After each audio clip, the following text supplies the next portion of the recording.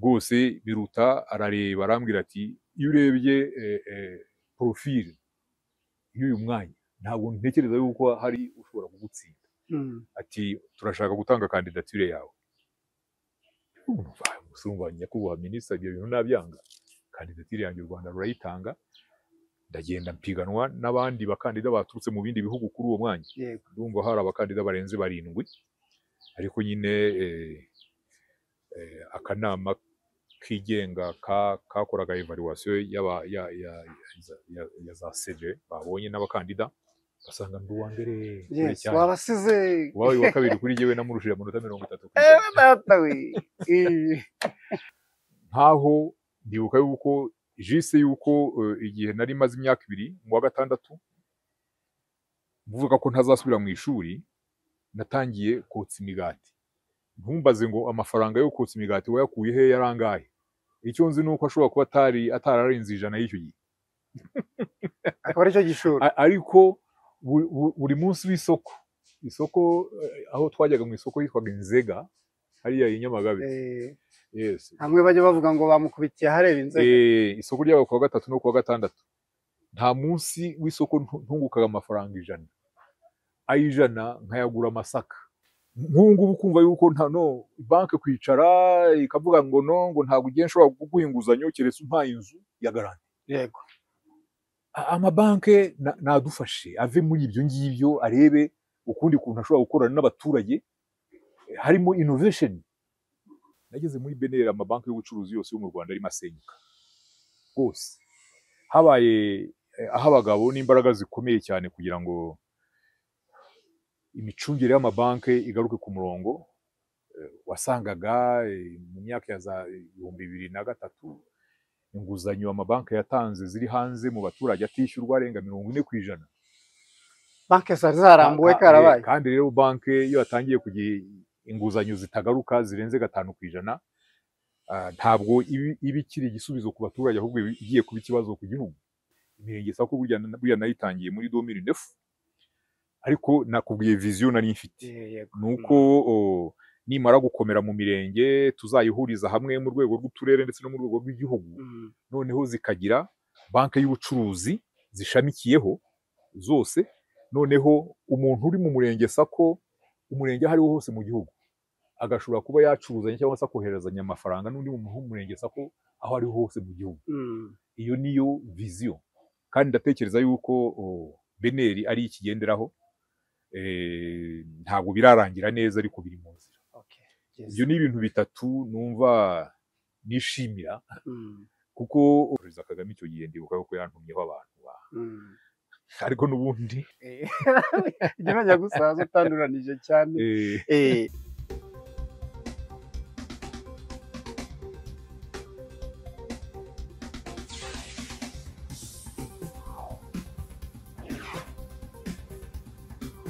Bakunzi ba One Nation Radio, ndabasuhuje. Nitwa Oswald Kim.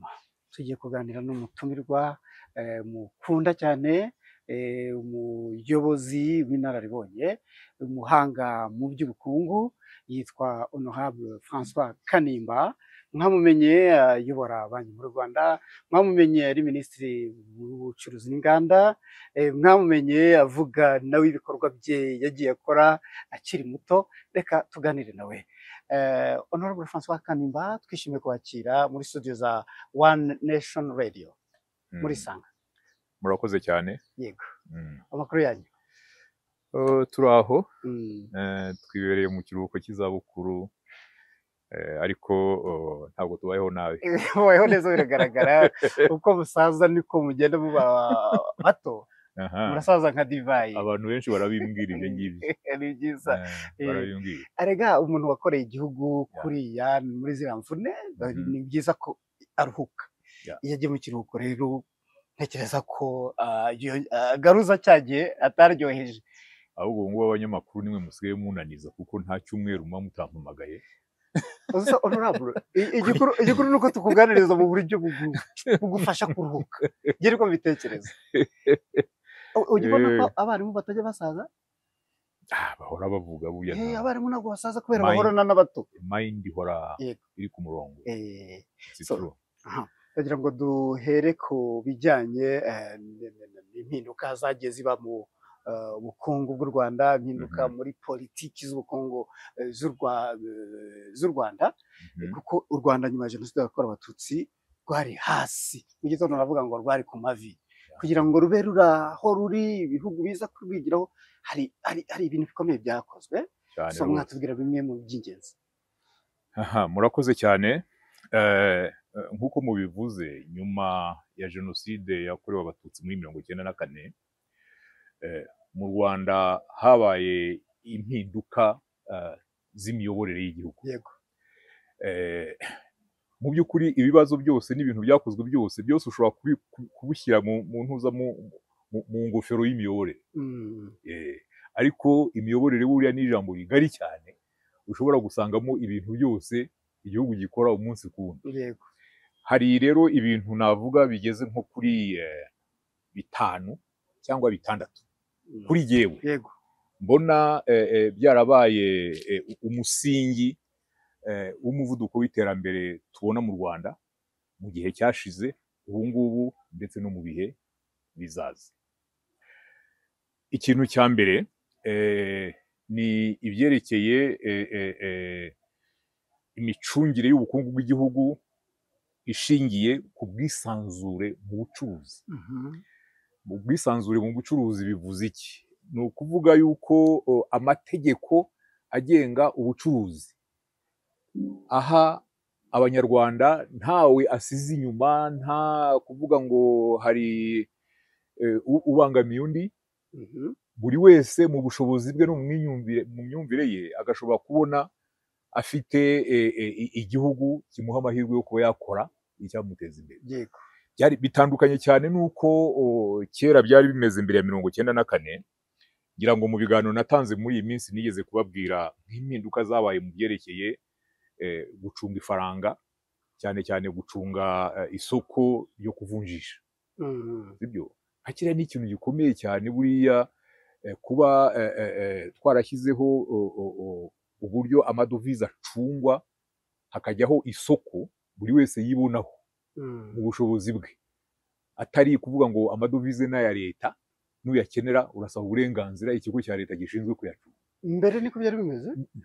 Niko byari bimeze mbere ya 1994. Izi biro de change, ariko se ntabwo wakuri iki kiganiro natanze mu minsi ishize kugira ngo mbabwire ukuntu izi biro de change zavuye mu nyeshyamba zikajyamo za forex biro zigengwa na banki nkuru y'igihugu, kandi ziri ku isoko, zibona amadovize, zikayagurisha, zikayagura, zigacuruza. Yego.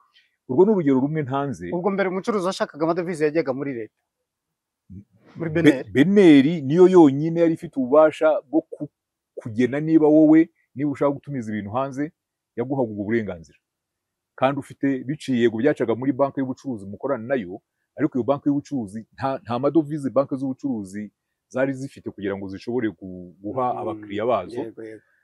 Amadovize yose yari aya leta acungwa na beneri. Urumva iyo ari imbogamizi ikomeye cyane, kuko ni hajamo karengane, hazamo za ruswa, hazamo ubusumbane hagati y'abaturage. N'urugero rumwe. Yego, yego. N'urugero rumwe. Iyo urebye ubusumbane nako kwisanzura mu bucuruzi, harimo amategeko menshi. Aya mavugurura yose yabaye muri iyi myaka ishize, kugira ngo umucuruzi, urwego rw'abikorera rwumve yuko ruri muri environnement yo gukora business idafite imbogamizi. Yego. Cyangwa se ifite imbogamizi nkeya, kandi zidaturutse kuri leta. Yes. Kandi ahubwo leta ubona yarahagurukiye kugenda izigabanya, izishoboye kugabanya. Biriya byiswe doing business reforms, zigira ngo murabizi ukuntu u Rwanda rwasimbutse imyanya myinshi cyane. Hari ibigo mpuzamahanga by'imari cyangwa se bikurikirana imiyoborere y'ibihugu bikiri mu nzira y'amajyambere, bigenda bishyira mu myanya uko ibihugu bitera imbere mu byerekeye gutunganya environnement y'ubucuruzi n'ishoramari. U Rwanda rwavuye ku mwanya w'180 hafi, uraza rugera ku mwanya wa 30 bavuye mu bisheke mu gihe cy'imyaka. Ubu ngubu muri Afurika rukaba ari urwa mbere cyangwa urwa kabiri urumva rero icyo ni ryo hame rya mbere mu by'ukuri rituma ibyo mubona byose bishobora kuba bifite umurongo bigenderaho, yego, kandi guca burundu ubusumbane, akarengane, za serivisi za leta ugasanga abantu bazifiteho uburenganzira bungana. yego, Ibyo bintu ni ryo hame rya mbere mbona. Ikindi cya kabiri ni imicungire y'igihugu yegereye abaturage, decentralisation yakozwe muri uru Rwanda. Ngira ngo murabona uturere uburyo dukora. Kera mbere ya jenoside mu Rwanda twari dufite icyitwaga amakomine yayoborwaga n'abantu bitwa burugumesitiri, bicaga bagakiza. ntabwo burugumesitiri, muzabisome neza muzabikurikirane, ntabwo mu nshingano ze harimo iterambere ry'abaturage, nta byabagamo, ahubwo burugumesitiri yari ashinzwe kugeza ku baturage ibyemezo n'amategeko y'ubutegetsi bw'igihugu bagomba gukurikiza, ibiturutse hejuru. Ubu rero iyi decentralisation u Rwanda rwagiyemo yatumye mu by'ukuri leta ishobora kumva neza ibibazo by'abaturage, kuko iriya gahunda y'uko buri karere kagomba kugira umuminisitiri ukareberera imboni, oya si umuminisitiri ukareberera, ni iriya ziriya ngamba z'umwaka, imihigo, ndashaka kuvuga imihigo, iriya mihigo uriya ntabwo mushobora kumva ukuntu ari impinduka ikomeye muri viziyo yo kuyobora igihugu, kuko akarere ngira ngo murabibona, ubu nsigaye ndeba cyane RBA televiziyo, umva radiyo buri mwanya, iyo urebye abanyamakuru bacu ubu ngubu ukuntu birirwa baganira n'abaturage, abaturage bababwira ibitagenda, bababwira ibigenda, kandi bakabahuza n'inzego z'uturere zibashinzwe, bigatuma mu by'ukuri iriya mihigo uturere dutegura ntabwo ari imihigo ya meya, ni imihigo ishingiye ku byifuzo n'ibyo abaturage bakeneye by'ibanze kugira ngo bashobore kwiteza imbere. Kiriya kintu iyo urebye ukuntu umuvuduko dufite mu Rwanda, nubwo u Rwanda ruracyari igihugu gikennye, ntabwo tugomba kubyirengagiza, ariko gifite aho kiva n'aho kigeze, kandi umuvuduko ni munini. Yes, kandi umuvuduko ni munini. Biriya rero iyi politiki ya decentralisation ibifitemo uruhare rukomeye cyane. Ikindi cya gatatu ni icyerekezo cy'iterambere ry'igihugu cy'u Rwanda mu myaka iri imbere. Navuga ni vision économique cyane cyane. Abayobozi b'u Rwanda bagerageje gute gushakisha amahirwe no kubaka inzego nshya z'ubukungu mbere zitari zisanzweho cyangwa se zitagaragaraga nk'izishobora kuba ishingiro ry'iterambere, ubu ngubu zikaba mu by'ukuri arizo ziri inyuma y'umuvuduko w'iterambere ry'ubukungu, economic diversification. Ubwo nkatwe twamenye ubwenge, hari vision 2020, cyerekezo 2020, hari vision 2020, ubu ngubu hari na vision 2050, birakomeza kugenda, ariko ugasanga izo vision zose zishingiye habayemo n'icyo bitaga gahunda y'imbaturabukungu. Ubu haje NST2, turi muri NST, nako NST1. Imbaturabukungu ndayibuka mbere yitwaga EDPRS, Economic Development and Poverty Reduction Strategy, kugabanya ubukene, ariyo yabaye NST1, NST2. Nacyo ubwo ndakigaruka, nacyo gikurikira, ndaza kukigarukaho, ariko iki ngiki narindiho cyerekeye economic diversification. Ubu ngubu iyo urebye umuvuduko w'ubukungu mu Rwanda dufite cyane, aho uri kugenda ugana ni muri izo nzego z'ubukungu zigizwe cyane cyane na za serivisi. Iyo urebye tourisme, ICT ndetse na za serivisi, yego zahozeho kuva kera, ariko zikora ku buryo birashoboka ko batazitekerezaga nk'ikintu cyakiza igihugu, nka secteur financier. Secteur financier yarakoraga kuva kera, ukora ku buryo buri hasi, yaravuguruwe, ifite aho igeze, ariko noneho u Rwanda rufite ambition yo kuba hub ya service financier muri aka karere turimo. amafaranga yose akajya abikwa mu Rwanda. reba uburyo abanyarwanda ndetse n'abanyamahanga bari kubona u Rwanda biciye muri serivisi za Rwandair, za Rwandair. Izi ICT u Rwanda ndibuka rwose muri Vision 2020 ICT yari ifite umwanya wa mbere, abanyarwanda benshi batanabyumva batazi n'ibyo ari byo. Ariko iterambere rya ICT, gucengeza ICT mu mikorere, buriya ni ibintu byatangiye kera mu mwaka w'ibihumbi 2000 bivugwa. Habaga n'ingamba z'imyaka 5 byitwa za Nichi 1, ibyo bitaga Nichi 1, Nichi 2, ariko biriya ni icyerekezo gishya. Ubu ngubu ubona mu by'ukuri kimaze guhanga umunyarwanda mushya mu iterambere ry'isi, mu iterambere ry'isi, n'isi ikoranabuhanga. Yes, umusingi wa kane numva nshaka kugarukaho, ufite aho uhuriye mu by'ukuri na biriya bya decentralisation, ni uburyo ingamba z'iterambere ry'u Rwanda, kuva jenoside yakorewe abatutsi yarangira, focus yazo ni ukurwanya ubukene. Buriya ikintu cyo kurwanya ubukene cyatangiye kuvugwa muri politike za leta nyuma ya jenoside.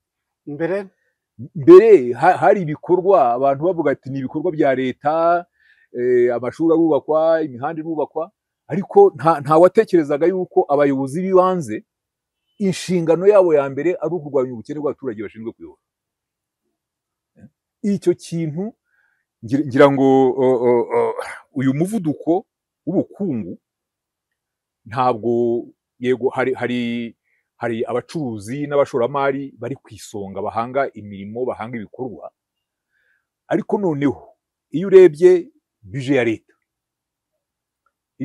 ya leta, ukareba ukuntu iteye, ni budget mbere na mbere ifite inshingano yo gufasha u Rwanda kurwanya ubukene. Buriya uzinjire mbere na mbere, iyo urebye politike y'imisoro, muri politike y'imisoro yabayemo impinduka nyinshi cyane zashoboye kuko gutuma leta ishakisha amafaranga ku buryo bushoboka, itabangamiye abacuruzi, ariko umutungo igihugu gishobora kubona gihereye ku bikorwa mu baturage, gikorwa muri ekonomi, ugende wiyongera, leta ibona imbaraga zo gushora imari mu bikorwa birwanya ubukene. Ahangaha rwose ntekereza yuko, simpamya yuko ku isi ndetse no muri Afurika no ku isi hari igihugu gishobora kuba cyakwigereranya n'u Rwanda. Iyo nibutse yuko mbere ya jenoside imisoro yinjiraga mu kigega cya leta ntabwo yarengaga miliyari 25 z'amafaranga y'u Rwanda, ubu ngubu ni miliyari ibihumbi 3, zirarenga miliyari 3,400. Sinzi niba umuntu ashobora kugira aho ahera agereranye. Hari abajya bavuga ngo zageraga kuri 100, zirenga 100 zijya mu bihumbi, ubu ni miliyari 3,400. Urumva aho ngaho habaye akazi, aho rero haturutse imbaraga. Iyo urebye ibikorwa remezo leta yubaka, amashuri, ibigo by'ubuvuzi, imihanda, kwegereza abaturage ku buryo ubu ngubu mu mirenge no mu tugari tw'igihugu ahantu hose hari kugera umuriro, amashanyarazi ni ikintu gikomeye cyane, ni ikintu gikomeye cyane muri izo mpinduka. Biriya rero nibyo bikorwa birwanya ubukene mu gihugu, kandi koko bigatuma umuvuduko igihugu kiriho utaguma gusa mu bakizi, cyangwa se abo bafite iyo mirimo ikora, bacunga ibyo bigo n'ibiki byose, batanga imisoro ikajya gukurayo n'abandi, kandi batanze n'imirimo, igihugu kikazamukira rimwe. Ngira ngo mujya mubikurikira, igipimo cy'ubusumbane mu baturage mu Rwanda kirimo kiragabanuka ku buryo bushimishije. Buracyarimo, turacyabufite, ntabwo twakora ibitangaza muri generasiyo imwe, bigenda bimanuka gahoro ariko biramanuka. Imibare mperuka sinzi ni 37, turi aho ngaho, 37 kuri cya cyitwa Gini coefficient. turi aho ngaho Yego. kandi twari tuvuye muri za 60 harimo umukoki munini cyane. munini cyane. Hanyuma Ye donc kiriya rero rwose cyagize uruhare rukomeye cyane. Ikindi cya gatanu navuga ntabwo nakirengagiza nk'umuntu wagize uruhare mu kubaka, ni uburyo urwego rw'imari mu Rwanda rwiyubatse n'uruhare ruri kugenda rugira mu gushyigikira iterambere ry'igihugu. Ahangaha hari byinshi byakozwe, ariko urebye uko ibintu bihagaze, buriya ndibuka mbere ya za 94 ndetse no kugeza mu mwaka w'ibihumbi 2000 abanyarwanda bari bakoranaga n'ibigo by'imari, ntabwo bari barenze 14% amabanki. Ubu ngubu barenze 90%. kubera haje na mobile money. Ndaza kubigarukaho. Yego. Ariko uko gutuma abanyarwanda bose bibona mu iterambere ry'urwego rw'imari ni byiza, birafungura amarembo no kugira ngo binjire kuko muri mu bukungu bujyana n'ibihe. Yego. Yes, haracyarimo imbogamizi ndaza kuzigarukaho. Yego. Haracyarimo imbogamizi ndaza kugarukaho, ariko icyo ni ikintu gifatika. Byongeye kandi urebye ibigo by'imari bikorera mu Rwanda, aho byavuye naho bihagaze ubu ngubu, ukabona bifite ireme, bitanga icyizere ku buryo abanyarwanda babiyoboka nta mpungenge bafite yuko bazatakaza imitungo yabo. Iki ngiki ni ikintu, ni umurage ukomeye cyane mu rwego rw'ibyakozwe, kandi n'igihugu kizashingiraho kugira ngo iterambere rirangire. Ibintu cya nyuma ari naho nagomba kuba nahereye mu by'ukuri. Ibi byose byagezweho kubera yuko umunyarwanda wavuye i Burundi, uwavuye Uganda, uwabaga ahangaha, uwakoze jenoside, uwayirokotse, ubu baricaranye bose biyumva yuko ari abanyarwanda, bari mu gihugu kimwe, mu cyerekezo kimwe. Ibyo bigatuma igihugu kigira umutekano, kandi buri muntu wese akumva afite icyizere cy'igihugu arimo. Ijambo umutekano ndagira ngo uricaho umurongo. Umutekano niwo ugenga byose, kuko nta ubucuruzi ntabwo bushobora gutera imbere, ishoramari ntabwo rishobora gutera imbere, inganda ntizishobora gutera imbere abaturage badafite umutekano. Ntabwo ushobora kurwanya ubukene mu gihugu cyazonzwe n'amakimbirane hagati y'abaturage cyangwa n'intambara. Icyo rero ni muri make ngibyo ngiye uko mbibona, ngibyo uko mbibona, aho ishingiro ry'umuvuduko n'ireme ry'iterambere u Rwanda rufite. Urumva hari byinshi byakozwe, hari aho twavuye, hari aho tugeze, ariko turi mu nzira ifite icyerekezo. Turaza kureba nanone ibikeneye kunozwa. Yes. Yego. Uze no kugira inama abaturage ku giti cyabo, ko kugira ngo ubukungu bw'igihugu buzamuke ni cya giteranyo cy'ubukungu bwa buri muntu.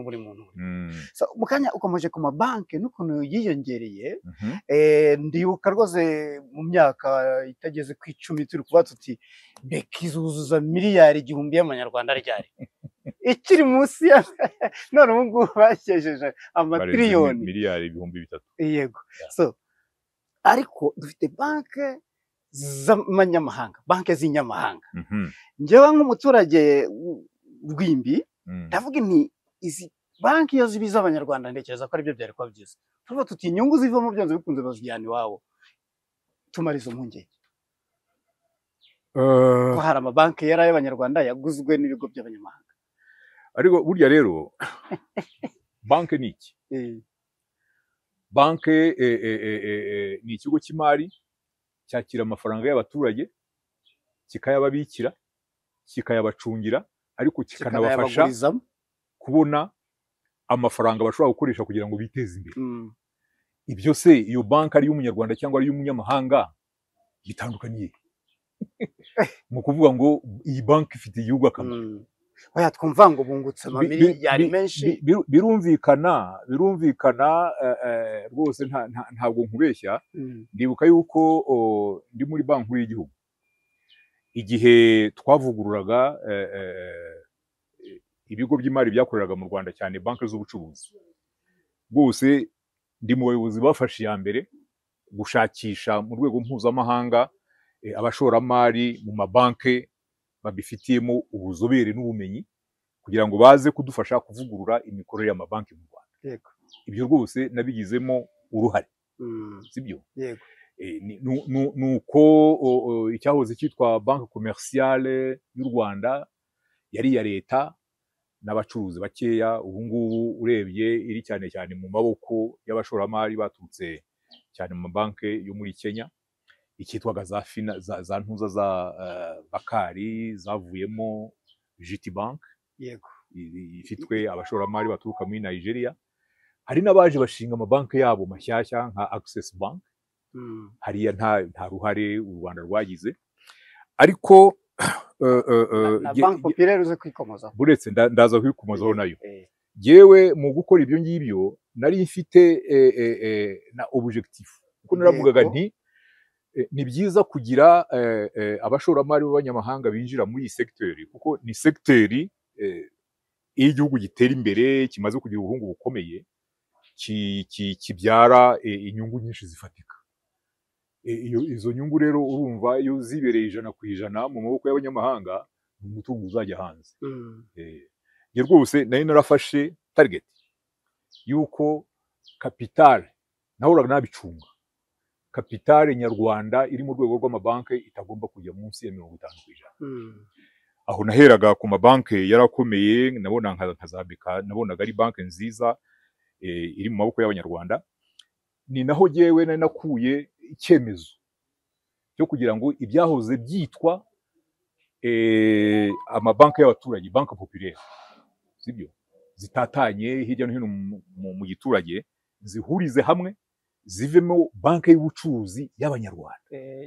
Kora yitwaga ngo Union de Banque Populaire. Union de Banque Populaire Byaturutse iwawe? Oui, byaturutse, byari bisanzweho Union de Banque Populaire, ariko ari amakoperative, ariko noneho kuyihinduramo banki y'ubucuruzi, kuyihinduramo banki y'ubucuruzi habaye akazi gakomeye hariya kugira ngo n'abayoboraga mu makoperative babyemere.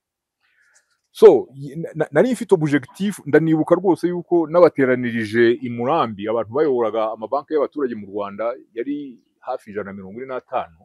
Ubwo ni Murambi ya Muhanga niho twakoreye inama kugira ngo tuzihurize muri banki imwe y'ubucuruzi, tuyihe uburenganzira kimwe n'andi mabanki yose, noneho abanyamuryango bazo bazajye bumva ko bafite serivisi zisa n'izitangwa n'ibigo by'ubucuruzi byose byo mu Rwanda n'andi mabanki y'ubucuruzi.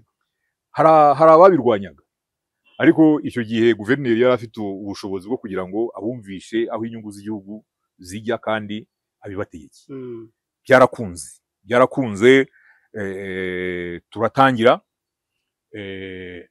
Banki y'abaturage ubu ngubu hajemo izindi mpinduka, ntabwo ntekereza yuko, kuko mbere nayibonaga nka banki izaba iri hafi, kuko tuyitangiza twiyambaje ikigo cy'Abahorande cyitwaga Rabobank, ariko mbabwira yuko imigabane bafatamo itagomba kurenga 35%.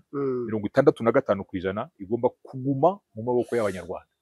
Bari basanzwe bafite banki z'ubucuruzi, no banki populaire niba ari target yanjye.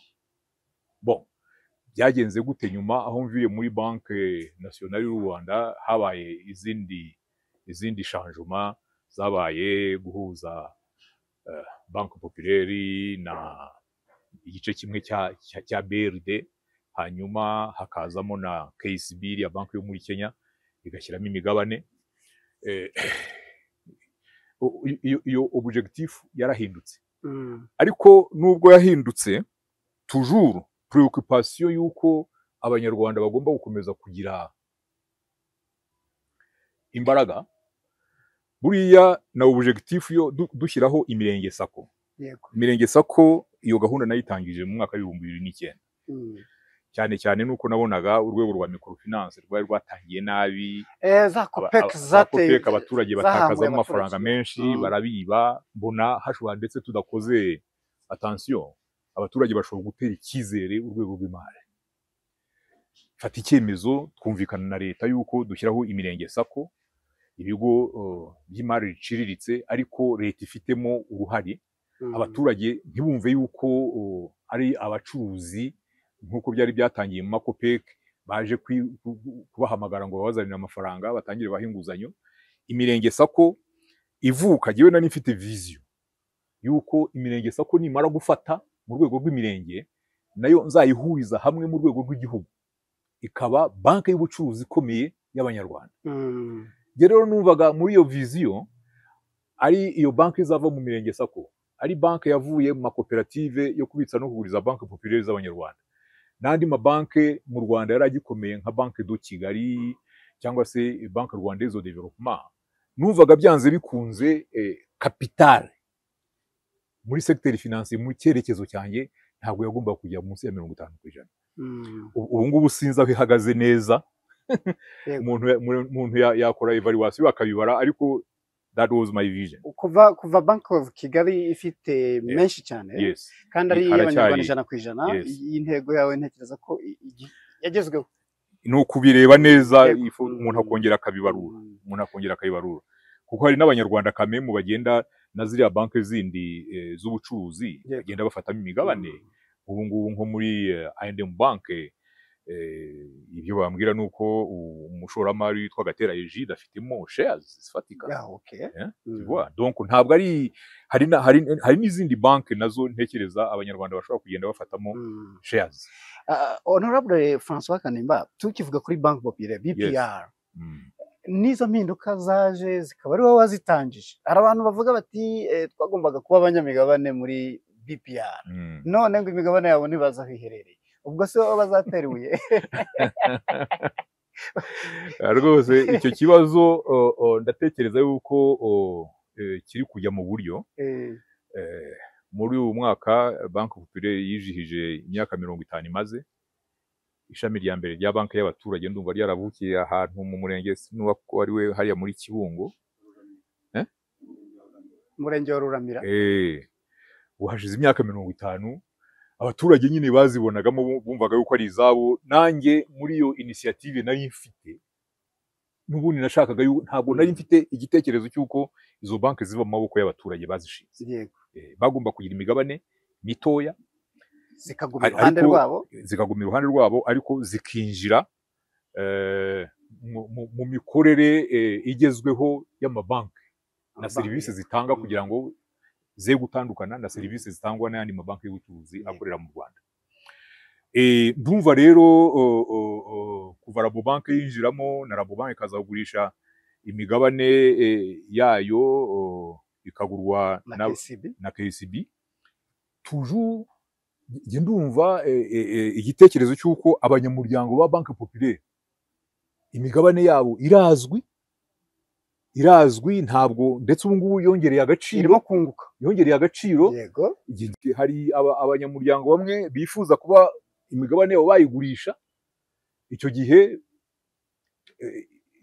kimwe mu nshingano za executive management ya Banki Populaire bafite ubu ngubu ni icyo ngicyo, no kwegera abanyamuryango bakumva yuko imigabane yabo ntaho yagiye irahari. Ikibazo kijya gikunda kuba muri banki z'abaturage ni uko buriya hari banki z'abaturage nyine zari zashyizweho n'abaturage, imigabane yabo iba mu dutabo. Mu gihe cya Jenoside yakorewe Abatutsi muri 1994, hari ibintu byinshi, amakuru menshi yatakaye. Hari abahunze bajya hanze na n'ubu batazi imigabane yabo bari bafite muri Banki Populaire bitebyaye. Ariko ntekereza yuko abagarutse mu gihugu ubu ngubu bahari, imigabane yabo barayikurikira, bazi naho igeze, ntaho yagiye. Ndetse n'abo ngabo bahunze bari bafitemo imigabane, iyo migabane iracyahari mu bitabo bya Banki Populaire, iragaragara. Murakoze cyane. Reka dusubire kuri rwa rugendo rw'impindura matwara mu bukungu. Watubwiye inkingi 5 zishobora kuba zinarenga, wenda wakongeraho n'indi tukareba ICT wayikomojeho, ariko abaturage ubu basigaye batunze telefone, basigaye bafite bagera kuri interineti mbere batari bayifite, cyo cyihutisha gite urwo rugendo tubone kujya kureba wenda ku mbogamizi? bon nge ndumva buriya twavuze urwego rw'imari yego aho rwavuye n'aho rugeze. Kuba abanyarwanda bageze kuri 90% hejuru bashobora kubona serivisi financier, bakaba bafite umutungo wabo ubitse kuri telefone, bagashobora kujya mu isoko bagahaha, bakohereza amafaranga kuri telefone y'undi batitwaje necessairement inote mu mufuka cyangwa ibiceri. Ibyo bintu biri mu byatumye ibyo bishoboka kugira ngo serivisi financier zigere ku bantu benshi kabisa. Ariko ni naho numva wenda muri suite y'ikiganiro, kuko hari aho tuvuye, hari aho tugeze, ariko hari n'icyerekezo, naho twerekeza. hari n'icyerekezo. Kuri icyo cy'amafaranga kuri phone uravuze ngo ababitse kuri telefone, hari umuturage wayitaye mu mwobo yaramaze gucukura muremure wagombaga kuza mu musarani, ati amafaranga yanjye aragiye, kandi yari gaturoshe, amanukamo abura umwuka arapfa kuko bazi ngo ari hano. Basobanurire batazashirira. Ibyo ngibyo ntabwo nari mbizi, ariko izo mpungenge buriya ni iyo ufite konte y'ubucuruzi, konte muri banki, yego sibyo? Uko byagenda kose iyo konte hari umuntu uyicunze, n'iriya nimero yawe ya telefone yariho ayo mafaranga, yego iyo telefone yaguye muri wese, ntabwo bivuze yuko iyo nimero nayo yapfuye. Yego n'ikibazo cyo gukoresha sim swap, iyo nimero ntabwo yapfuye. Uwo muturage buriya aho kugira ngo akurikire iyo telefone mu mwobo apfiremo, iyo ajya kujya muri MTN cyangwa se akajya muri Airtel akababwira ibyababayeho, sibyo? Noneho bakamukorera mu rwego rwa tekinoloji ibyo bya sim swap, amafaranga ye yari kugarukaho nk'uko yari afite, yari buyaboneho rwose, ntaho aba yagiye kuko aba bafite nyine biriya bigo bijera ziriya za telecommunication company, bifite inshingano mu mategeko kandi bicungwa na BNR yuko amafaranga y'abaturage agomba kuba afite ubusugire bukomeye nk'amafaranga ari kuri konte mu mabanki y'ubucuruzi, nta gushidikanyaho. Yes. So bakunzi ba One Nation Radio, tukomeje kuganira na Honorable François Kanimba, cyane cyane turi kumubaza ku bijyanye n'impinduramatwara mu bukungu mu Rwanda. Reka igice gikurikiyeho tumubaze urugendo rusigaye ararubona ate, n'iki cyakorwa kugira ngo intambwe zisigaye nazo zikomeze ziterwe neza. So turakomeje. Honorable, twahera wenda ku mbogamizi mubona. Yego, iminota mike none tukareba urugendo rusigaye. Imbogamizi rero buriya byose byagiye bigenda neza. Imbogamizi icyo kibazo ugiye mu baturage ugakoresha referendum, buri muntu wese akavuga, niho wamenya imbogamizi uko zimeze neza. Ariko jewe hari izo mbona nk'umuntu impuguke mu by'ubukungu wagize uruhare mu byakozwe naho bigeze, ndetse unareba aho bigana. Buriya twavuze yuko urwego rw'imari rwateye imbere, abanyarwanda 90 hafi batangiye ku 90% batangiye kugenda bakorana n'ibigo by'imari. Ariko buriya hari ijambo ry'icyongereza ngiye gukoresha kuko ntabwo nzi mu kinyarwanda uko narivuga, ni ikintu cyitwa financial deepening ya economy.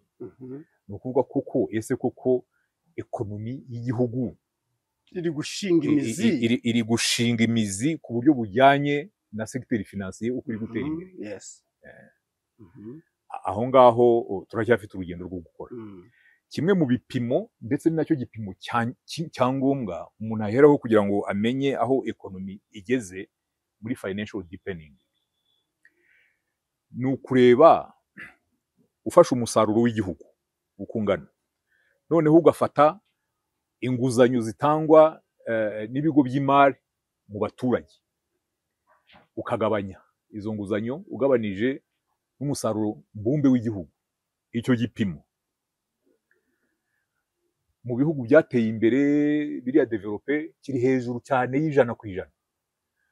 Mu bihugu biri mu nzira y'amajyambere ariko bimaze kugera aho byigeza kiri hafi ya hagati ya 80 n'100%, ndetse hari n'abatangiye kuharenga.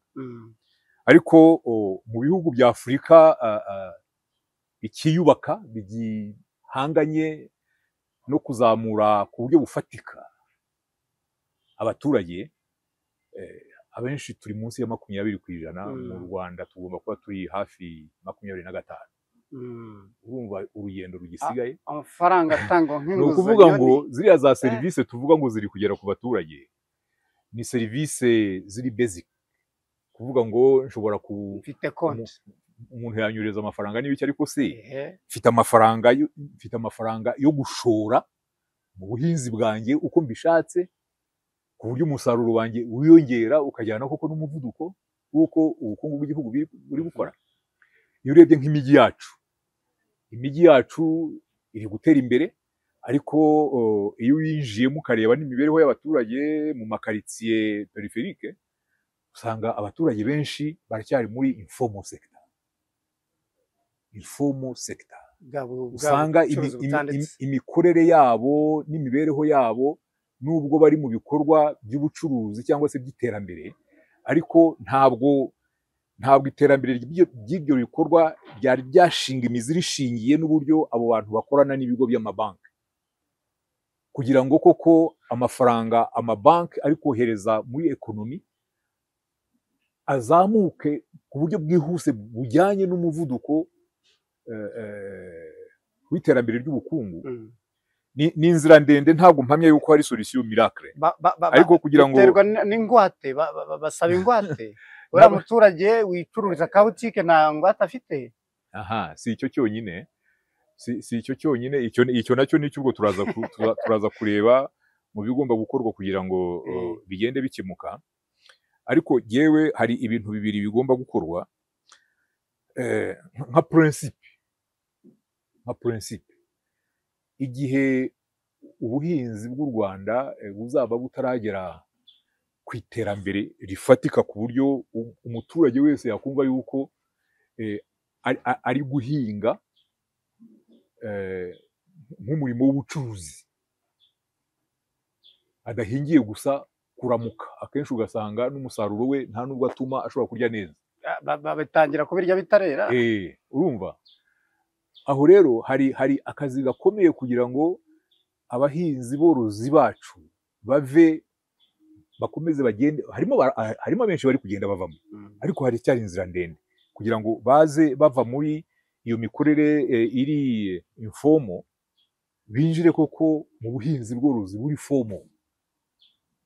Ibigo by'imari bishobora kubona aho bihera kugira ngo bibaha inguzanyo, iby'ubwishingizi bibaha ubwishingizi, bishoremo amafaranga. Icyo ngicyo ni kimwe n'abandi bantu bari mu turimo dutandukanye duciriritse mu mijyi, ariko usanga nyine bagikora ku buryo butazwi, buri informal, nta mikoranire n'ibigo by'imari bari bashobora kugeraho. Ahangaha hagomba kuba ingamba, politike za leta ziri deliberate zigamije formalization of the economy. Ni imwe mu nkingi ntekereza zizatuma financial deepening ishoboka. Ubwo ni uruhare rumwe. Ariko rero ibigo by'amabanki nabyo, buriya iyo urebye amabanki y'ubucuruzi dufite, imikorere yayo yavutse mu mikorere ya gikoroni. Akivuka yari ashinzwe gufasha ibihugu byadukolonije kwiba umutungo, gusahura, sibyo, no kureba ese abakoloni batuye muri ibi bihugu babona ibatunga bihagije. Donc wasangaga ayo mabanki yibereye mu bucuruzi mpuzamahanga, ariko cyane cyane areba inyungu za bamwe. You see? Yes. Ku buryo uko agenda akura rero, kugenda yigobotora bene iyo mikorere ku buryo niba banki y'ubucuruzi igomba koko kumva yuko ari ishingiro ryo kurwanya ubukene mu baturage, hagomba kuba ubushakashatsi nayo ikivugurura mu mikorere yayo. Nk'ubu ngubu kumva yuko banki kwicara ikavuga ngo ngo ntabwo ugiye nshobora kuguha inguzanyo keretse umpaye inzu ya garanti. Yego. Amabanki nadufashe ave muri ibyo ngibyo, arebe ukundi kuntu ashobora gukorana n'abaturage, harimo innovation, harimo innovation, ibintu bita fintech, aribyo bituma rwose abantu bagera kuri serivisi financier n'abatarafite ubushobozi bwinshi. Hari tekinoloji zigenda zoroshya ibintu, abantu bagashobora kugenda koko noneho n'amabanki ashobora kuba yabizera agakorana nabo. Haracyari urugendo rwinshi rwo gukora, ariko initiative amabanki agomba kuzifata. Buri banki ikagira department ishinzwe research na innovation, kugira ngo ihindure imikorere yabo irusheho kujyana n'imibereho y'abanyarwanda. Utavuga gusa ngo ugiye nkorera abakize bageze kuri urugero, n'abandi tugomba gutekereza uburyo tugomba kujyana nabo. Simvuga ngo buri banki yakora itya, ariko ugenda ndatekereza yuko niho tugomba kujya byanze bikunze. Icyo rero ndumva ari ikintu kugira ngo tuzagere kuri financial deepening mu Rwanda. Inguzanyo ziri muri ekonomi, amafaranga ari muri ekonomi aturuka mu mabanki y'u Rwanda azagere nko kuri 80-90% y'umutungo w'igihugu. Urugendo ruracyari rurerure, ariko rero buriya iyo rwageze kuri icyo gipimo, niho koko usanga buriya na za indikateri zirwanya ubusumbane hagati y'abaturage cyane cyane zigenda zigabanuka iyo icyo gipimo kigenda cyiyongera. Amafaranga yamanutse, yacengeye, yinjiye, iyo deepening, amafaranga yinjiye yageze no mu makaritsiye no mu midugudu no mu ibyo bintu bibiri niyo bintu byangombwa ntekereza for the future. Yego. Ubwo sinzi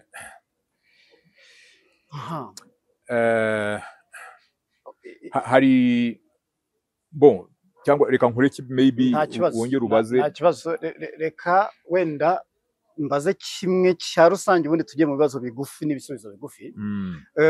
Ibikorwa remezo bisigaje kubakwa, imihanda yindi itwara umusaruro w'abaturage, ibiki byose byo urabibona ute? Ahangaha hari aho tumaze kugera. Yego. Hari byinshi byubatswe, ariko rero ntitwirengagize urugendo ruracyari rurerure.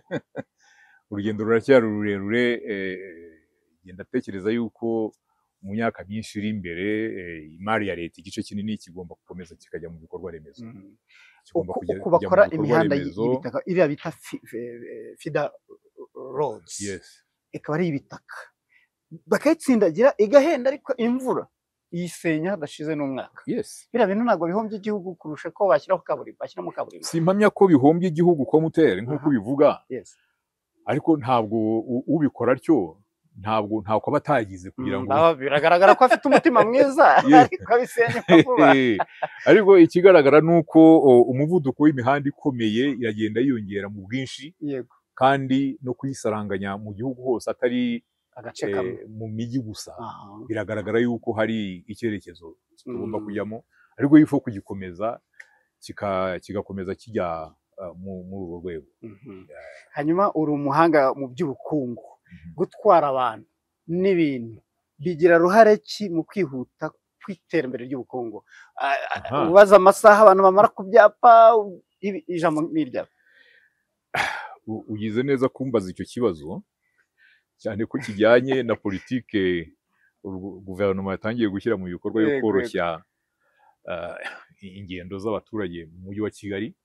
Iyo wagendaga muri mujyi wa Kigali ukareba amasaha utakaza muri busho, rwose cyari ikibazo kirekire. Buriya rero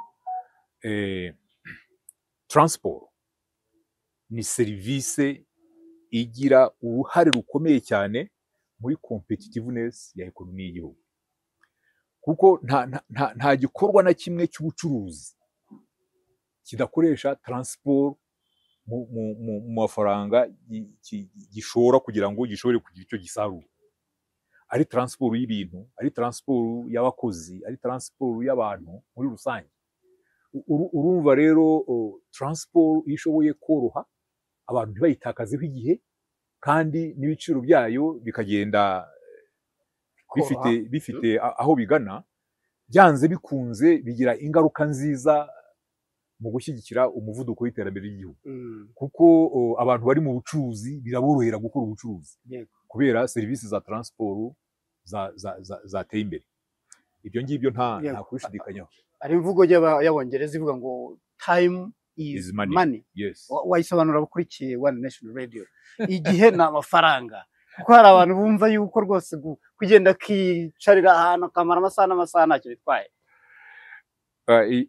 Time is money cyo ni concept irenze gusa ibya transport. Yes. Ni concept irenze ibya transport kuko ntekereza yuko hari ibindi bintu byinshi cyane ushobora gusanga abanyarwanda batakazaho igihe mu by'ukuri bagatakaza n'amafaranga. Hari ibijyanye n'umuco, imikorere, imibereho. Ntabwo nabivuga kugira ngo birondogore, ariko efficiency ya economy ijyana n'ikintu cyitwa productivité ya main d'œuvre. Abakozi baratanga umusaruro.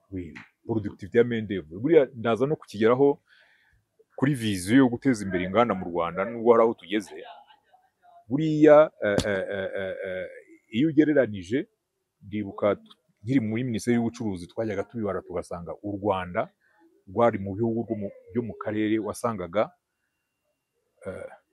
coût ya main d'œuvre par unité de production c'était le plus élevé. C'était le plus élevé. Atari uko umushahara uwo mukozi ahembwa uri hejuru, ahubwo umusaruro umuturukaho ungana iki. Nubwo amafaranga ahembwa ari makeya. Nubwo amafaranga ahembwa ari makeya. Aho rero niho mu by'ukuri usanga bihura na kiriya kintu time is money. Hari ibigo ushobora kugenda ukageramo ugasanga abakozi baraho barakorera umuntu barabahemba, ariko wareba imyitwarire yabo ku kazi n'ibiki byose ugasanga ntabwo bashishikaye kumva yuko uwo muntu wabahaye akazi nawe afite inyungu kugira ngo umurimo bamukorera umuteze imbere. Ugasanga ibintu bashobora gukora mu gihe cy'amasaha 2-3 bamaze n'iminsi 3 batarabikora kandi nta cyabuze. Aho ngaho ni ikibazo kigomba gukomeza kugenda gikangurirwa abanyarwanda, ariko productivity ya main d'œuvre, ariko akenshi hariho n'igihera ishobora no guturuka ku bumenyi, amahugurwa make, amashuri make. Aho ngaho rwose nicyo nari ngiye kuvuga. Gushora imari muri productivity ya main d'œuvre ni inkingi ikomeye tugomba kurushaho kubaka muri iyi vision turimo y'iterambere ry'ibihe bizaza. Ubushobozi bw'abakozi akenshi hari igihe abantu bibwira yuko buzaturuka gusa mu mashuri. Ubushobozi ntabwo buturuka mu mashuri. Ubushobozi ntabwo buturuka mu mashuri. Buriya iyo urebye nk'igihugu cy'Ubudage nicyo njya nkunda kwireferaho iyo tuganira, uzi yuko igihugu cy'Ubudage muri Europe buriya nicyo gihugu cyazamuye productivity kurusha ibindi bihugu byose. Iyo urebye buriya amasosiyete y'ubucuruzi y'Abadage niyo afite amashuri menshi yigisha abakozi mu rwego rwa formation professionnelle. Bagashoramo amafaranga nk'ayo bashora mu nyubako cyangwa se mu kugura mu mashini. Ibyo ngibyo ubu ngubu kugira ngo uzabibwire abacuruzi bo mu Rwanda, hari abatangiye kubyumva ariko biracyari urugendo rurerure. Ndibuka nkiri muri Beneri najyaga ngerageza kuganira n'amabanki nkavuga ariko ko mufite amafaranga kuki mudashora amafaranga mu kongera ubumenyi bw'abakozi banyu? Uzi icyo bansubizaga? Baransubizaga ati nyakubahwa guverineri, ikibazo dufite urafata abakozi 5 ukabashoramo amafaranga ukabohereza muri mu mabanki meri yacu bakiga bakamenya uko ibintu bigomba gukorwa n'ibiki byose. Iyo bageze hano bagarutse mugenzi wacu izindi banki utaragize icyo akora zirabatwara. mugenzi wacu utaragize icyo akora arabatwara, umushahara namuhembaga akongeraho 20%. Umukozi nkamubara. Ibyo ngibyo byaduciye intege kugira ngo dukomeze izo gahunda zo kugenda duforuma abantu. Urumva, ariko rero ntabwo icyo ngicyo ntabwo cyagombye guca intege ngo abantu batakaze burundu uwo muyoboro, kuko amabanki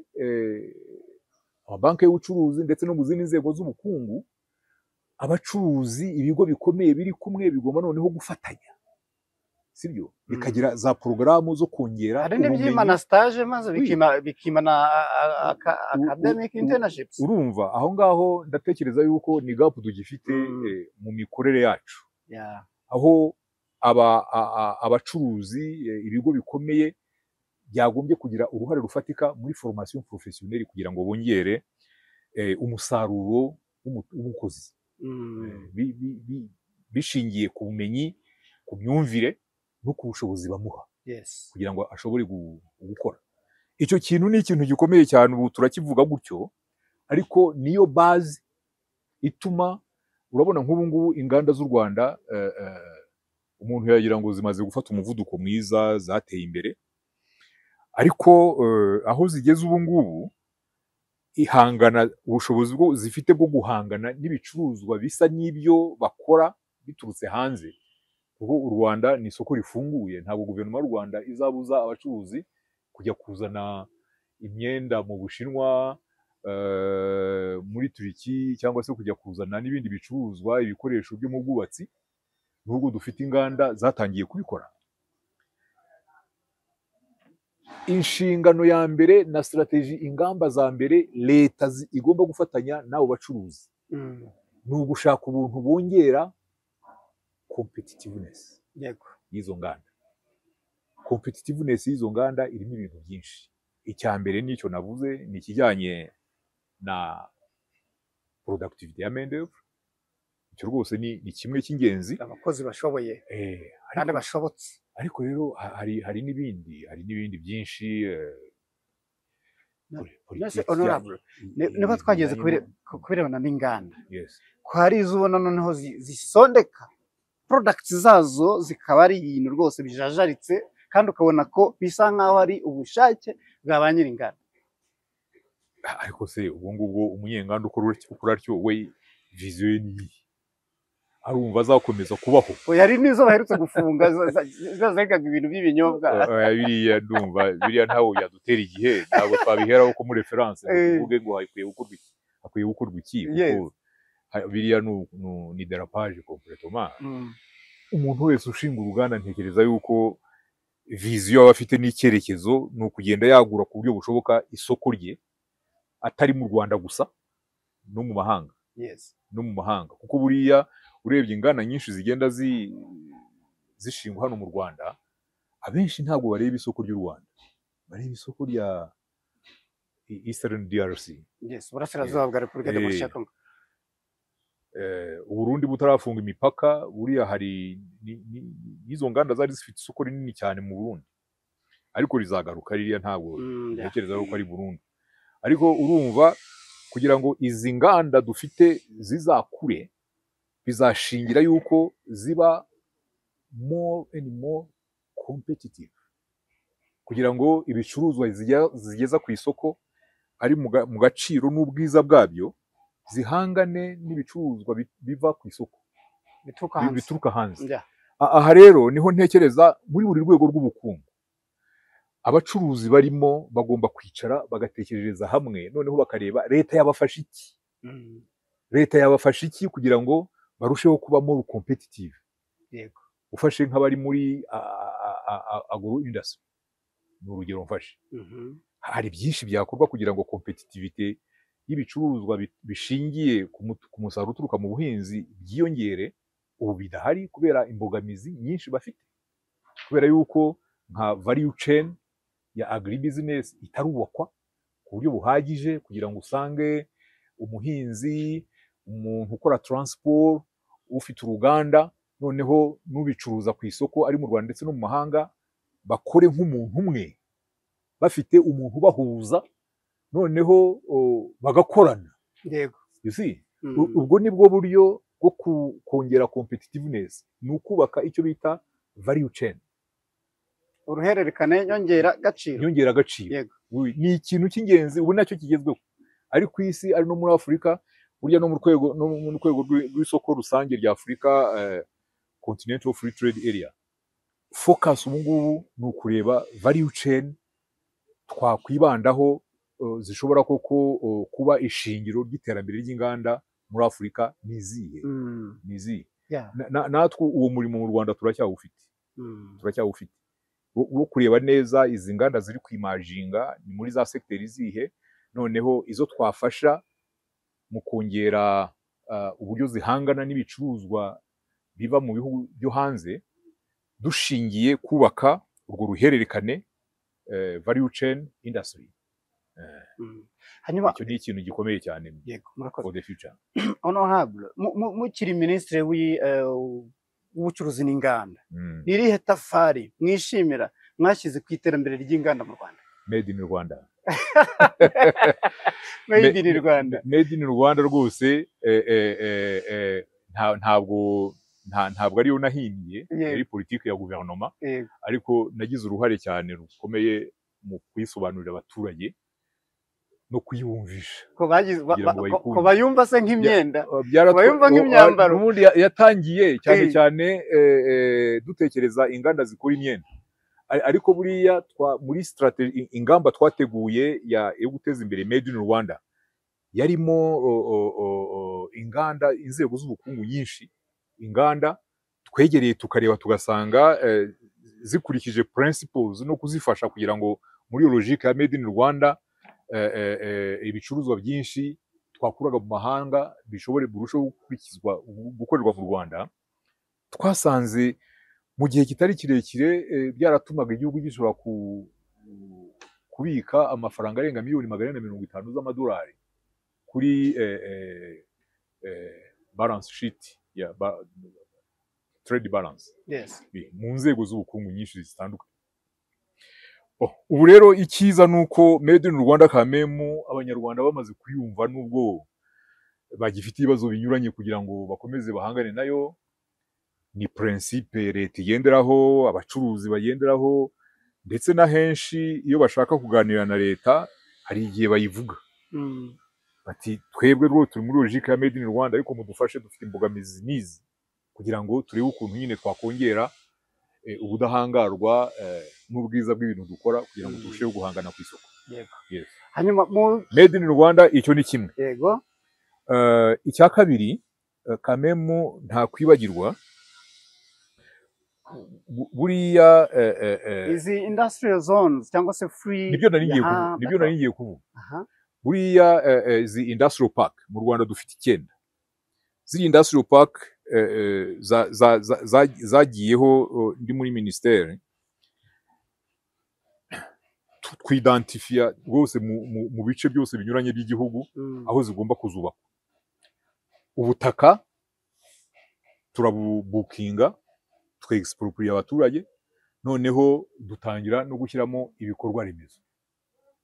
Buriya kugira ngo uteze imbere urwego rw'inganda mu gihugu, kinaca intege abashoramari, ni ukujya mu gihugu ushaka gushyiraho uruganda ukaburaho urushyira, cyangwa se wanahabona ugasanga metero kare y'ubutaka baraguca miliyoni 100. Ugasanga biragoye. Ibyo byanya by'inganda mwagennye mubona bihagije? Ubuso burahagije? Ubuso jewe ntekereza yuko buracyahari, kuko ubu ngubu urebye sinzi niba uzizi, hari industrial park, yego, hari iriya special economic zone ya hano, hari industrial park yo mu Bugesera, sinzi niba wari wayisura ngo urebe uko hameze. Hari industrial park ya Rwamagana, yo isa nkaho imaze igihe hafi no kuzura. Hari industrial park iri mu Mutara, donc mu Nyagatare. Yes. Yo rwose ni nini, iri ahantu hagutse kandi nta nganda nyinshi cyane zirageramo. Hari industrial park ya Huye, nayo hamaze kugeramo ibikorwa bike ariko umwanya uracyahari. Hari industrial park ya Musanze, hari mu Rwanda rwa sima. hari industrial park ya Nyabihu hariya hari uruganda rw'amata, buriya nayo ari industrial park twari twarahateganije. Hanyuma hari industrial park ya Muhanga, Muhanga hariya naho hamaze kugira ibikorwa byiza. Hari na industrial park ya Rusizi. Izo rero i Kigali hariyo tubona hariya Jabana nayo murayibara? Iyo sinyizi singiye kubeshya. Ni hatoya ariko urimo kujya ahubwo Igahanga yo ndayizi. Igahanga mu by'ukuri ntabwo yatangijwe na Minisiteri y'Inganda, ariko twaje nayo kuyifata tuyiheraho tuyiha umurongo. Hagati y'ahahoze umurenge wa Jabana na Nyacyonga, iriya zone ubona ko irimo inganda. Irimo inganda nyinshi, gusa ni hatoya urebye. Nzajya kuhasura ndebe uko hameze. Icyo gusa nagira ngo nkubwire, buriya jyewe ndi muri Minisiteri y'Ubucuruzi nari mfite objectif yuko kugira ngo dukurure abashoramari mu nganda mu Rwanda, kimwe mu bushobozi bwa guverinoma twafata, kuko ubwo butaka ni ubwacu twarabuguze. Gukoramo imihanda, kugezamo ibikorwa remezo bishobora kugenda buri gihe muri bije y'imari ya leta, hakajyamo amafaranga yo gukomeza kugenda tubitunganya. Yego, ariko dukoreshe iyo public investment kuri metero kare y'ikibanza cy'umuntu ushaka gushora imari mu ruganda. Yewe narihaye objectif yo kutarenza $10 kuri metero kare. Kubera ari ahare 10 ahubwo nza ari 3. Rwose nari narakigize objectif kugira ngo umuntu uje non seulement mu butaka burimo ibikorwa remezo byangombwa, we asigare arwana n'amamashini, gushakisha abakozi no gushaka koko aho yashora imari mu nganda kugira ngo ashobore kubona isoko mu Rwanda cyangwa se no hanze. Yego, yari objectif. Ariko mperutse kujya gusura parc industriel yo mu Bugesera. U Rwanda rwazanye umushoramari company ndumva ari y'Abahinde na Singapore yitwa Arise, ikorera mu bihugu byinshi bya Afurika. Ubu ngubu niyo ijera industrial park ya Bugesera. Mperutse kujya kubasura kugira ngo numve neza ya vision nari mfite. Iyo uzanye umushoramari nk'uriya w'umunyamahanga kugira ngo ajere parc industriel nk'iriya, iracyari viable, iracyafite ubuzima, iracyahumeka. kuko naramubaje nese ubu ngubu abantu bashora imari bashinga inganda hano mu Bugesera, metero kare y'ubutaka mubagurisha angahe? Arambwira ngo ni $40. Nese ayo $40 ni leta yayashyizeho? Sino bati kuko twebwe turi ikigo cyigenga, ariko leta ifitemo imigabane, dufitemo 60%, leta ifitemo 40%. Twebwe turi ikigo private, dushaka amafaranga tugaheraho leta yageze, tugakomeza tukubaka imihanda n'ibiki byose, tugafasha abantu, tugomba kunguka.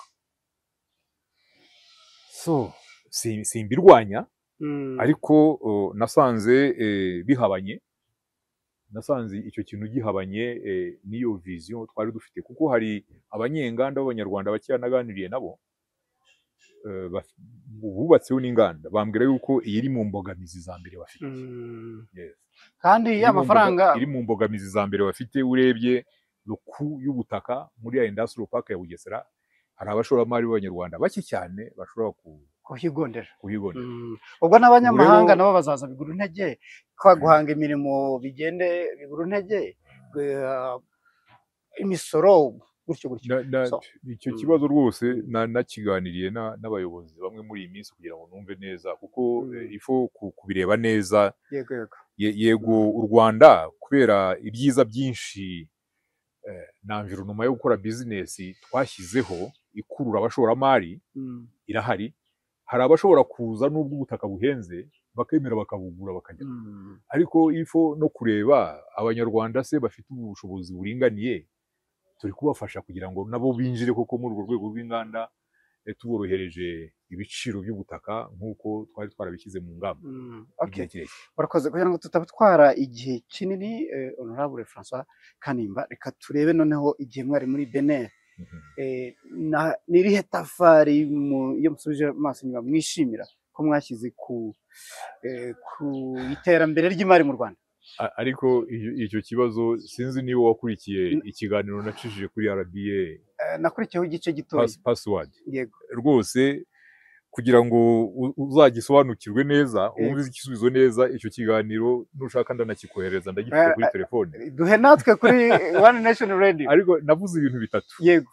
Icya mbere ni ukubaka isoko ry'ivunjisha, isoko ry'amadovize mu Rwanda. Aha.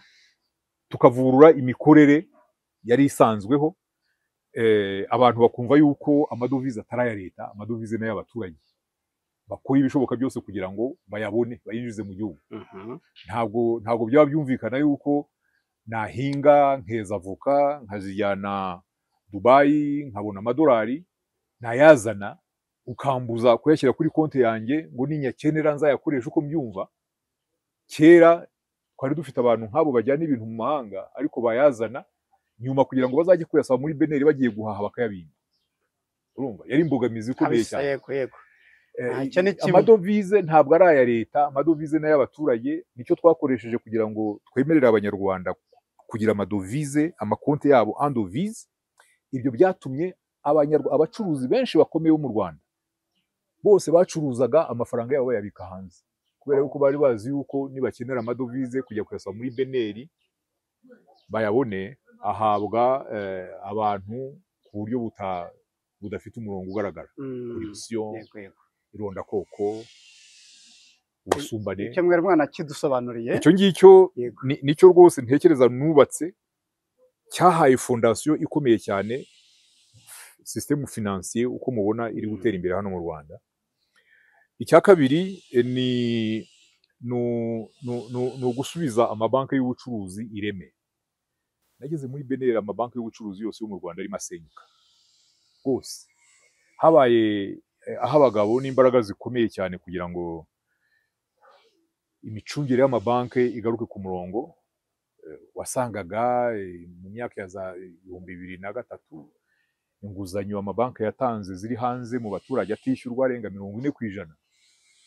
Banki zarambuwe karabaye. Kandi rero banki iyo yatangiye kugira inguzanyo zitagaruka zirenze 5%, ntabwo iba ikiri igisubizo ku baturage, ahubwo igiye kuba ikibazo ku gihugu. Yes. Ubwo hari byinshi byakozwe simbivuga byose, ariko navuye muri Benin igipimo twarakimanuye kize kuri 7%. Abansimbuye bakomeje kuri uwo muvuduko, ubu ngubu kiri munsi ya 3%. Bravo. Ibigo rero mubona hano nubwo bitara muri pari raporo ya biriya navuze bijyanye na financial deepening, bigifite ibyo bigomba gukora kugira ngo bifashe u Rwanda gukomeza gutera imbere, ariko birakomeye, bifite ubuzima. Birakomeye, bifite ubuzima, bituma n'abanyarwanda babiyoboka bumva bafite icyizere cyuko amafaranga bababitsa atari kugwa mu muriro. Icyo nicyo cya kabiri. Icya gatatu ni gahunda yo gushyiraho imirenge sako, kugira ngo turebe ukuntu abanyarwanda benshi mu giturage barushaho kugera kuri serivisi z'imari kandi zizewe ziri mu bigo by'imari bigenzurwa na Banki Nkuru y'u Rwanda. Imirenge sako burya nayitangiye muri 2009, ariko nakubwiye vision nari mfite nuko nimara gukomera mu mirenge tuzayihuriza hamwe mu rwego rw'uturere ndetse no mu rwego rw'igihugu, noneho zikagira banki y'ubucuruzi zishamikiyeho zose. Noneho umuntu uri mu murenge sako, umurenge ahari hose mu gihugu, agashobora kuba yacuruzanya cyangwa se akoherezanya amafaranga n'undi mu murenge sako aho ari hose mu gihugu. Iyo niyo vision, kandi ndatekereza yuko Benin ari ikigenderaho. Ntabwo birarangira neza, ariko biri mu nzira. Ibyo ni ibintu bitatu numva nishimira, kuko bifite aho bihuriye na fondasiyo ya financial sector turi kubona. Murakoze cyane. Reka tujye ku bibazo byanyu bwite bigufi, babyita personal questions. Yego. Kanimba ko ari umuhanga cyane, Kanimba yize hehe? Ibintu bihora bigaruka. yewe iwacu ni ku Gikongo, cyahoze cyitwa intara ya Gikongoro, yari perefegitura. ubu ni akarere ka Nyamagabe, niho navukiye, nize amashuri abanza ku Kigeme. Ku Kigeme hari paruwase ya Eglise Anglicane yari ifite amashuri, niho nize yewe ndi umuporoso wo muri Eglise Anglicane. Yego. Niho narerewe. Sogonderi nayize ahantu hitwa Irunyombyi muri Nshiri. Ni hafi y'ishyamba? Ni hafi, ni ku mupaka w'u Burundi, muri Nyaruguru hirya. Warenze rwa ruganda rw'icyayi rw'amata, warenze Mata, warenze ku Mubuga na biriya bitaro byo ku Mubuga, ukagera ahantu ku musozi witwa Nshororo, ukambuka hakurya rwose, ni ku mupaka w'u Burundi. Waritsindiye cya leta? Yes, naritsindiye, ariko rero kubera uko amashuri yari ateye kuri iki gihe, narabivuze mu kiganiro natanze kuri radio, nari umuhanga, nari nzi imibare cyane. Mu rwego rw'intara twajyaga dukora konkuru nkaba uwa mbere nkiri muri primaire, ariko kugira ngo nzave muri sixième mujye muri secondaire byantwaye imyaka 3. Uwa mbere sinemerewe, ndadubura, uwa kabiri sinemererwa, noneho ncika intege, mvuga ko ibyo kwiga mbivuyemo. Wari umubyeyi wanjye aranga, aragenda anegosiya n'abarimu. Icyo gihe na leta yari yakuyeho politike y'uko hari umwana ushobora kwiga imyaka 3 mu wa gatandatu. Iyo mu myaka 2 utemererwaga waratahaga. Nanjye nari nafashe icyemezo cyo gutaha rwose, namaze kubyemeza, natangiye ubucuruzi, nteka imigati, notsa imigati, nkajya mu isoko, nkacuruza imigati, nkunguka, nkagura amasaka. Nari umucuruzi ukomeye, ku buryo banambwira yuko noneho nemerewe. Nibajije ukuntu ngiye gutakaza ubucuruzi, nabonaga bufite viziyo ngo ngiye kwiga, ariko kubera yuko byari byaraharaniwe na papa wanjye, naragiye ngiye. Ubwo waragejeje imyaka ingahe aho ubucuruzi bwari bwakuryoheye? Umva, kurangiza primaire ubu nari mu myaka ya za 12, 13. Ndangije Irunyombyi nahize ibyo bitaga tronc commun imyaka 3 ya mbere, noneho mvuyeyo njya muri humanité scientifique, humanité moderne yari Nyanza. Niho nize section scientifique, maths, physique, chimie, biologie. Mvuyeyo nkora concours yo kwinjira mu kigo cya économie na statistique cyahuzaga ibihugu byo muri Afurika, byari bihuye mu muryango witwaga OCAM. Cyari gifite icyicaro hano mu Rwanda hari Imburabuturo, cyitwaga IAMUSEA, Institut Africain Mauricien de Statistique et d'Économie Appliquée. Mpigamo imyaka 3, nyirangije noneho nkora concours yo kujya mu cyiciro cya mbere cya bene ayo mashuri yigisha abantu b'inzobere mu bintu bya statistique na economie, cyari Paris mu France. Nigayo naho imyaka 3. Narangije yo mu mwaka wa 2083, ndaza mpita njya gukora muri Minisiteri y'Imigambi. Nabanje kuba umwarimu muri university. Yego. Nabanje kuba umwarimu muri university, hanyuma i Butare. Nari professeur, ariko ntari permanent, ntanga amasomo di visiteur. Ariko kuko nahise ntangira n'akazi muri Minisiteri y'Imigambi ya leta muri 1984. Kuva muri 1984 kugeza muri 1995 nari umukozi wa Minisiteri y'Imigambi ya leta. Aho mviriye muri Minisiteri y'Imigambi ya leta muri 1995, juste gouvernement nshya ikijyaho, nabanje gukorana n'uwayoboraga Minisiteri y'Imigambi ya leta igihe gito, hanyuma nza gusaba uburenganzira njya gukora muri Banque Mondiale. Ndi chief economist w'ishami rya Banque Mondiale ryakoreraga mu Rwanda. Ntabwo navuye i Kigali, nagumye hano nkora y'imyaka 5, kuva mu mwaka muri 1995 kugera mu mwaka wa 2000. Mu mwaka wa 2000 nibwo naje muri Beneri, gouvernement irabinsaba yuko nagaruka nkinjira mu nzego za leta mu rwego rwo hejuru. Perezida Kagame icyo gihe ndibuka ko yantumyeho abantu ariko n'ubundi ndi no muri Banque Mondiale, twajyaga tujya kumusura ndi kumwe n'abakozi muri Banque Mondiale. Buri gihe akababwira ati ariko uwo muntu mwantwaye ntabwo byemera, nubwo mumbwira yuko naho ari gukorera u Rwanda, ati tuzabigarukaho. Bose yantumyeho abantu, nuko ndagaruka nshinga umwanya wa deputy governor. Ariko uwari governor icyo gihe ari Mutemberezi François, arangije tamuye, nanjye mpita mba governor. urumva guhera aho ibindi imyaka byose ingahe ubizi. gavana, imyaka ingahe? Namaze muri beneri imyaka 11. Ni myinshi. Ni myinshi kabisa. Narangije manda ya mbere y'imyaka 7, bampa iya kabiri bayikatira hagati, mazemo nk'imyaka nk'itatu. Ubu none uri mu kiruhuko cy'izabukuru, ariko wakoreye no muri CAC Mvuye muri minisiteri y'imigambi ya leta plutôt y'ubucuruzi n'inganda. Buriya muri 2017 nyuma y'amatora ntabwo nagarutse muri guverinoma, by'amahire binahuza yuko nari ngejeje ku myaka 60 yemewe kugira ngo umuntu afate pension. Buriya natangiye gufata pension yanjye icyo gihe, byahise bihura rwose. Ntangira ndumva twarajyaga duhura, ndi hano kuva muri 17 kugeza umwaka wa 2020. Abanyamakuru bakomeje kujya bansangaga hano hejuru, niho nabaga nari mfite office muri ibi. Ariko nkorana n'ibigo byigenga nkabagira inama. Nari naratangiye nanjye kugerageza za activities zimwe na zimwe muri agri business. Hari ibyo nagiyemo byo kugerageza guhinga ibirayi, ingano muri Nyamagabe, ntibyampira cyane. Nuko mu mwaka w'ibihumbi 2020 Ministre Biruta yari Ministre des Affaires étrangères. Icyo gihe u Rwanda rwari muri CAC, rwaragarutsemo muri 2015. Umuryango abona rero icyo gihe CAC yari imaze kuvugururwa mu mikorere no mu micungire. Icyitwaga Secretariat General cyaravuyeho, noneho bashyiraho komisiyo igomba kuyiyobora, igizwe na President, Vice President n'abakomiseri 5. Muri abo bakomiseri rero harimo umukomiseri ushinzwe isoko rusange, iterambere ry'ubukungu n'imari, Common Market, Economic, Monetary and Financial Affairs. Rwose Biruta arareba arambwira ati, iyo urebye profile y'uyu mwanya ntabwo ntekereza yuko hari ushobora kugutsinda. Ati turashaka gutanga kandidature yawe. Usumva nyakubahwa minisitiri, ibyo bintu nabyanga. Kandidature yanjye u Rwanda rurayitanga. Ndagenda mpiganwa n'abandi bakandida baturutse mu bindi bihugu kuri uwo mwanya.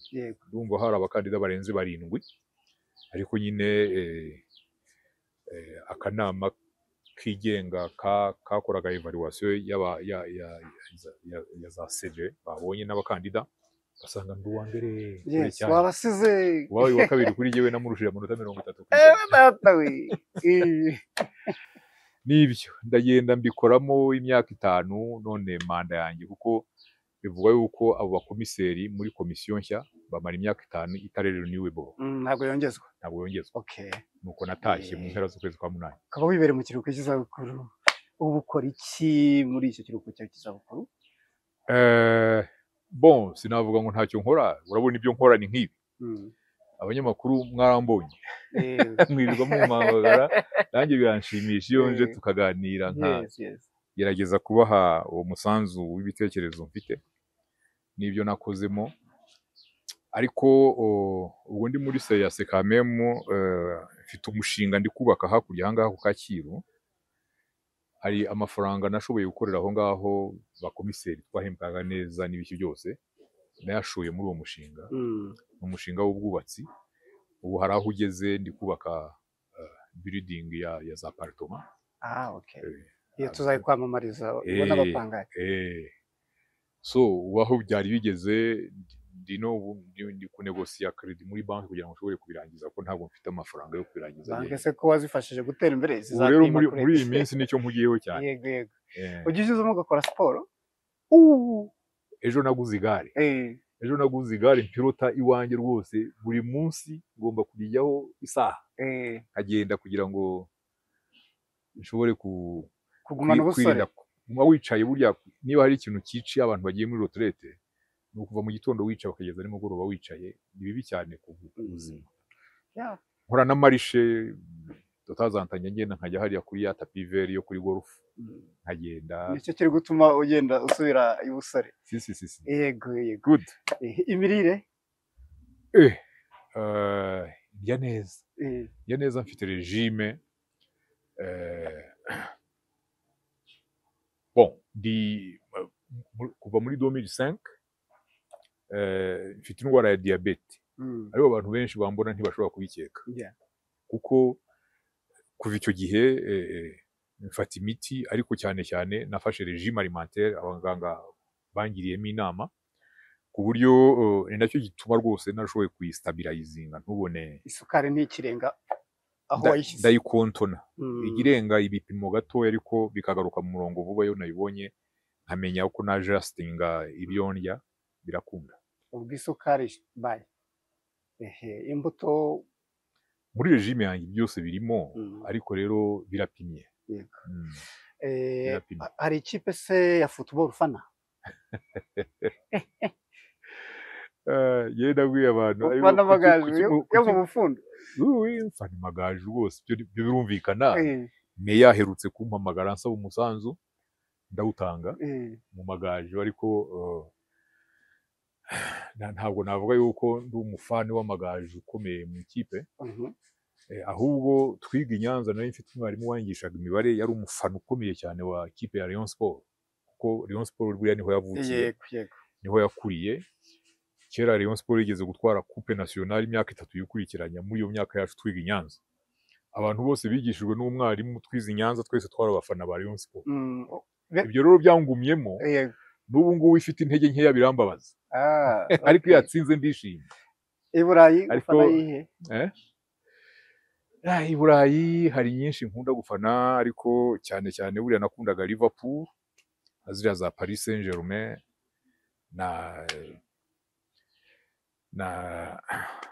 ziriya zo muri Espagne Barcelona. Wigewe i Burayi mfana iyo igezweho ubona iri gutanga icyizere yuko irusha izindi ndayikurikira. Ntabwo mvuga ngo ufana Arsenal rero dore iri mu bihe byiza. Fana Arsenal iri mu bihe byiza ariko ufana Liverpool kumva ngo afana Arsenal iyo yakinnye ubu ntabwo nkisi w'umupira kuko iri kwitwara neza. Wewe no gushyigikiranya kubaha perezida wa Repubulika cyane ibyo nabyo birumvikana. So ikindi nashakaga kukubaza ni kirebana n'iki ujya mu materaniro? Materaniro ni cyo ushaka kuvuga? Y'abaporoso. Gihe uriya ndi fondateri wa EAR Kacyiru Eglise Episcopale urusengero dufite hariya Kacyiru munsi ya urahabona ahantu umanutse kuri za ministeri uvuye kuri Rompwe ugiye gukata kugira ngo ukomeze imbere ya police hari urusengero ruri munsi y'umuhanda. Ahinge ndubona. Ndi je suis parmi les membres fondateurs barushinze na n'ubu ku cyumweru niho njya gusengera. Abaporoso bakwigishije mu mashuri abanza warabituye? Ni umuporoso ariko igitangaje umugore wanjye ni umunyakatolika nashyingiwe na musenyeri witwaga Blaise Forestier Butare. Icyo gihe nasinyiye yuko kugira ngo anshyingire abana banjye bose bagomba kuzaba abakatolika. Iwanjye mu rugo nige mu poroso yenyine abandi bose n'abakatolika kandi barabyishimiye nta kibazo. Rimwe na rimwe hari igihe njya mbaherekeza nkajya mu misa. Ubwo n'amasakramentu urayabahesha? Nabo hari igihe bajya bamperekeza bakaza gusengera iwacu nta problem. Ufite abuzukuru? Oya amarerezo umwana wanjye mukuru yabaye n'umukobwa aba mu rugo ariko umusaza bumukurikira arimo kwitegura gushaka yararambiranye maze iminsi mutonganya. Akora muri Radiant. Ndatekereza yuko maybe mu gihe cy'umwaka ashobora gushinga urugo. Abandi baracyari batoya nta bazakurikiraho. Sinzi niba narabyumvise ari ibihuha se mbizi ngo wigeze kuvuga uti njyewe nta butunzi bukomeye mfite usibye inzu ntoya mfite Nyamagabe. Ariko ibyo bintu ni abanyamakuru mu byiyandikira nka kiriya kiganiro natanze kuri RBA ubushize. Hari ahantu cyasohotse kuntuza kuri audio yabo ngo kuba guverineri no gukena. Hese ibi ntabwo nigeze mbabwira yuko nabaye guverineri w'umukene. Acunga amafaranga y'igihugu cyose. Ibyo ngibi ni icyo kibazo sinzi yuko jewe nigeze hari aho mvuga yuko nkennye. Jewe urumva natangiye akazi muri 1984, umwanya wa mbere mutoya natangiriyeho muri minisiteri y'imigambi ya leta ari umwanya wa diregiteri ushinzwe gusesengura uburyo umugambi w'iterambere w'igihugu ugera kuri za indikateri wabaga warifishije.